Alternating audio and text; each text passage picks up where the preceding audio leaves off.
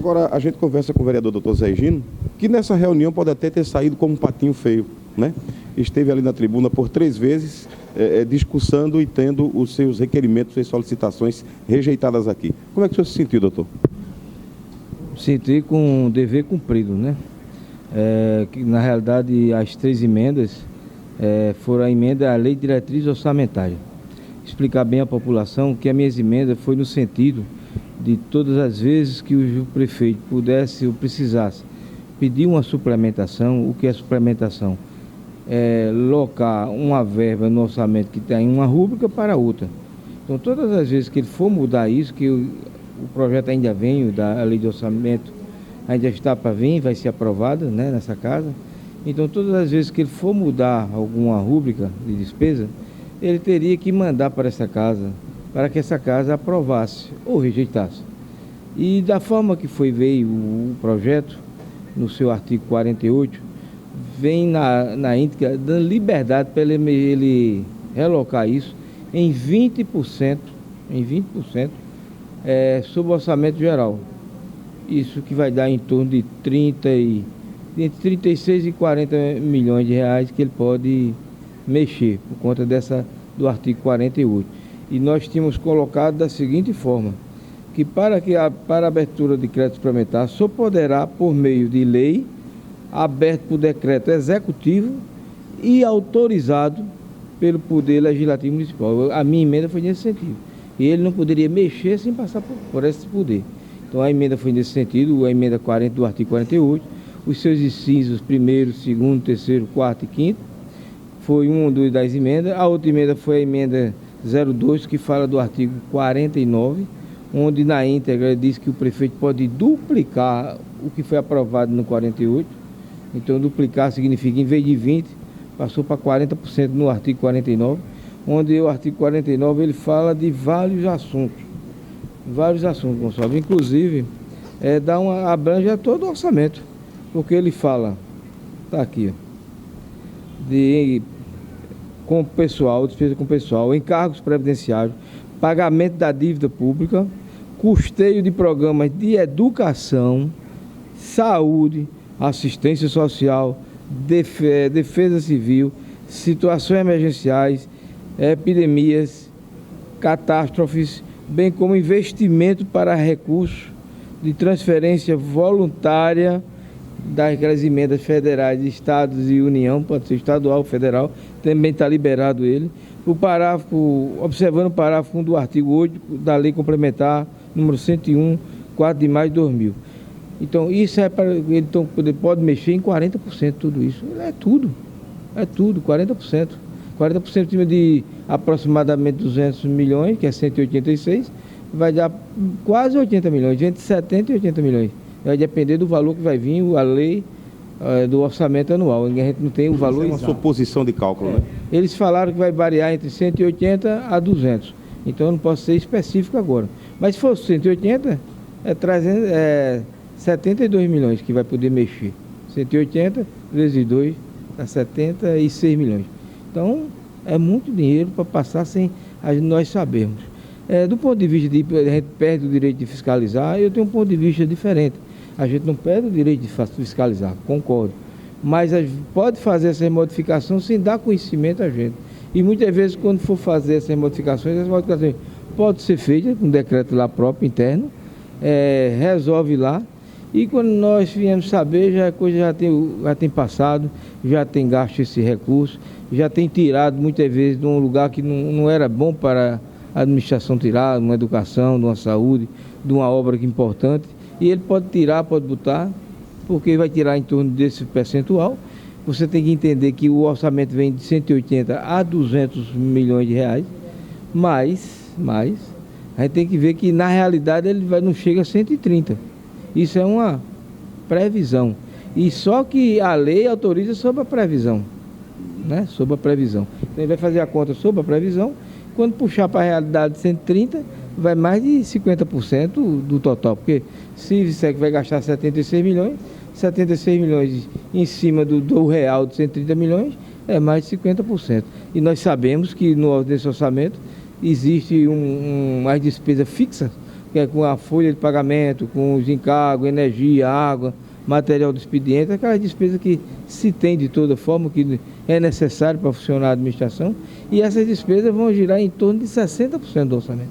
Então, se 60% já está nas despesas já determinadas, despesas fixas, como chamam, que é a questão das obrigações com salário e com os encargos sociais e outras obrigações, isso significa que, quando botar esse percentual que está liberando para o prefeito... É o que sobra. É o que sobra 100%. Então não é 100, não é 30% nem 40%. Isso vai significa 100% do valor, porque é o que sobra. E não sobra 76 milhões. Então, a nossa preocupação de colocar as emendas para assim manter a obrigação do legislativo de fiscalizar, acompanhar as despesas, foram nesse sentido. Mas é uma casa democrática. Temos que entender que vai colocar em votação o projeto, foi colocado em votação e a maioria achou que não deveria. Eu não me considero, respondendo a você, eu não me considero perdido. Eu sou vitorioso, porque as minhas ideias foram mantidas. O que eu defendo para que possamos prestar conta, serviço à população, está mantido nas minhas emendas.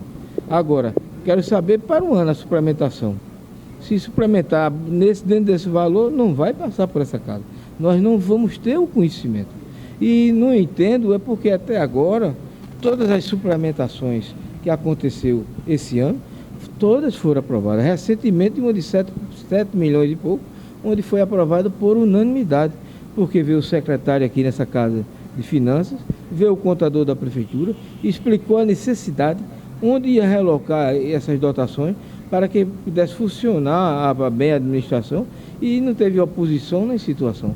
Todos votaram favorável, justamente porque era necessário. Então, eu não vi a necessidade de reprimir, de suprir esse direito do vereador, de acompanhar esse remanejamento de implementação em 100%. Qualquer remanejamento que viesse, teria que ter nosso conhecimento. A única defesa que eu fiz foi essa.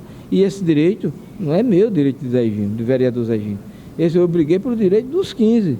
Os 15 teriam que acompanhar essa modificação. Os 15 vereadores, independente de situações de oposição, iriam acompanhar essas mudanças de suplementação no orçamento do próximo ano.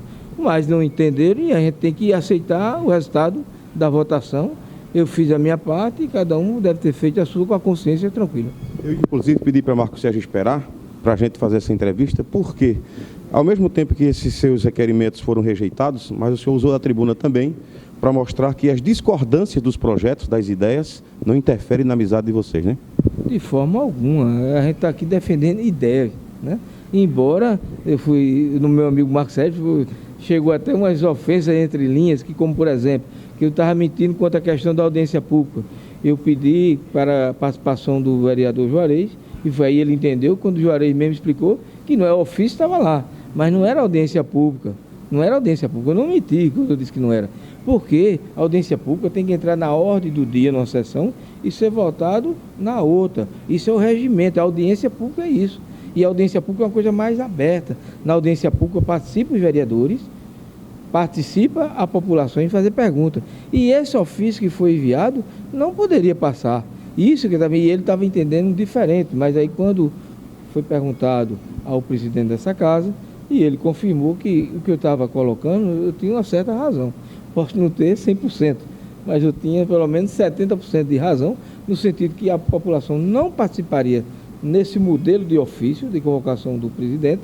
Então a população não tinha participação, e eu deixei bem claro que os vereadores teriam essa participação se o presidente na hora autorizasse, mas por lei não era obrigado. Ele podia chegar na hora e dizer: ninguém vai fazer pergunta, e nenhum vereador poderia se reclamar, nem contrapor, porque ele chamou, está dentro da lei dele. Então, quando eu defendi a audiência pública, é porque a prerrogativa dos vereadores de perguntar, mesmo se o presidente não quisesse, ele tinha a obrigação de dar esse direito de pergunta pelos vereadores, como também a população que acompanhasse, se quisesse formular alguma pergunta dentro do assunto, né? Nada de pergunta, nem o vereador pode fazer uma pergunta pessoal a quem está aqui convidado através da audiência pública, nenhum vereador pode fazer uma pergunta de ofensa, né? O regimento não permite isso. A pergunta tem que ser dentro do assunto abordado e convocado na audiência pública. Então não via por quê. E os assuntos do requerimento meu que foram rejeitados sobre a audiência pública, fiz 3, insisti um atrás do outro, mudando alguns assuntos, certo? Para poder ver se era aquilo que os vereadores aceitavam. E aí mudei alguns tipos dos temas, que era para ver se era aquele tema que não queria, era outro tema. Fiz de todas as formas e não foi possível aprovar a audiência pública, através dos meus 3 requerimentos. Mas eu me sinto, de certa forma, vitorioso. A população está vendo o nosso trabalho, certo? E eu entendo, quando eu disse que estava blindando o seu prefeito, peço desculpa ao vereador Marcos Sérgio, que se ele entendeu diferente, a blindagem que eu digo é no sentido de que se rejeita aqui, não aprova a audiência pública, blindou o prefeito de vir. A blindagem, se o nome é blindagem, pode usar outro termo, mas não foi. Veto, né? Blindagem, veto. Veto, então, na realidade, não foi ofender a nenhum vereador dessa casa. Até porque não é do meu feitio, nem ofender o prefeito. Ele está aqui, eu nunca usei dessa tribuna para ofender o prefeito, diferente de outros colegas, que no passado chamou até de chefe de quadrilha. Mas, no meu caso, não, eu nunca ofendi o prefeito em hora nenhuma. Eu pedi só a convocação dele para tratar de determinados assuntos que a população queria saber. E eu acho que era até importante para a gestão dele, ele vir explicar, trazer os documentos que ele pudesse provar que também ele está fazendo alguma coisa, um trabalho sério, porque aqui não fui para crucificar ele, como não crucificamos o deputado Ricardo Teobaldo. Fizemos as perguntas necessárias para tirar as dúvidas. Como se o prefeito vier, nós queremos, não só eu, como tem vários vereadores que fazem perguntas inteligentes, um deles é o vereador Marcos Sérgio, é muito bom na formulação das perguntas, na formulação das perguntas. Quando ele pergunta no assunto, pergunta com muita inteligência, como o vereador Daniel, o vereador Robertinho, tantos vereadores fazem as perguntas não sou eu não. Todos têm direito a perguntar. Então, desde que pergunte com respeito, né, não faltando ética quem está aqui convidado, no momento o seu prefeito, não faltando ética também no assunto, né, não pode ser assuntos pessoais, tem que assunto voltado à administração pública. Então, essa é a minha preocupação. Mas, assim, aos poucos, a gente está aqui, é o debate, as coisas foram esclarecidas, como foi colocado que eu estava faltando com a verdade, o negócio da audiência, o próprio presidente respondeu ao ponto de até chegou a tirar a convocação dele, vai aguardar no próximo período uma convocação feita por algum vereador, e essa convocação aí vai ser uma audiência pública, onde vai ser colocado o requerimento em votação no plenário, e a casa vai aprovar esse requerimento, aí o prefeito pode vir a essa casa com a liberdade de saber que todos os vereadores vão ter direito de fazer as perguntas, independente da presidente deixar ou a mesa diretora deixar ou não, é uma prerrogativa do vereador fazer pergunta, como também de todos aqueles que vieram prestigiar essa reunião que possa vir a acontecer, todos aqueles que estão aqui poderão ter o direito também de fazer a pergunta, desde, como eu estou dizendo, dentro do assunto e com respeito à pessoa que está vindo aqui.